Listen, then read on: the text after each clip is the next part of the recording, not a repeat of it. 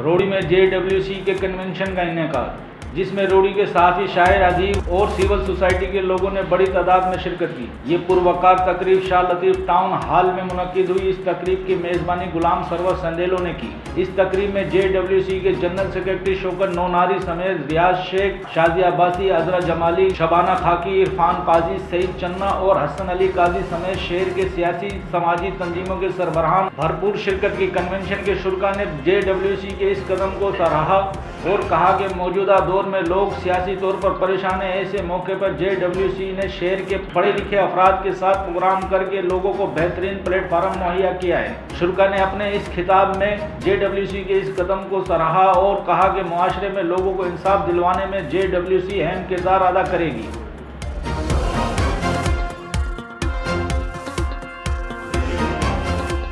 मज़ीद खबरों और अपडेट के लिए विजिट करें हमारा YouTube चैनल HRJDO न्यूज़।